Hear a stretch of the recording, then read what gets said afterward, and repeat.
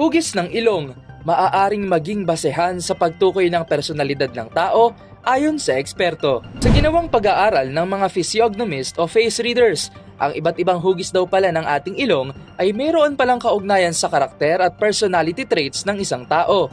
Ayon kay Jean Hanner, isang face reading expert, ang face reading daw pala ay may kakayahang malaman ang personalidad ng isang tao upang makatulong na mas makilala natin ang ating mga sarili, makapagpalalim ng relasyon sa ibang tao at maunawaan din ng ibang tao na makakasalamuhan natin. Kaya naman upang mas maintindihan, narito ang 5 pinakakaraniwang hugis ng ilong at kung ano nga ba ang personalidad ng tao na maiuugnay rito. Una na riyan ay ang fleshy nose.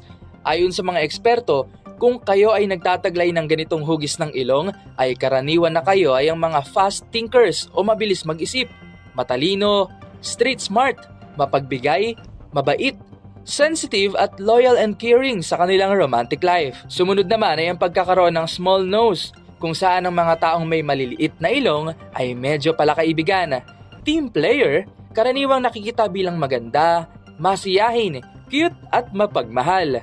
Ngunit kapag naubos ang kanilang pasensya ay medyo mahirap na sila ipakalmahin. Ang mga taong may big nose naman ay ang mga taong maaaring kakitaan ng pagkakaroon ng sense of power, leadership, ego and independence. Sila ay ang mga praktikal na tao at born to be a leader. Hindi sila umaasa sa iba para sa mga bagay na kanilang gagawin. Sumunod naman ay ang pagkakaroon ng long nose o mga taong may mahahabang ilong. Mayroon silang matinding leadership qualities.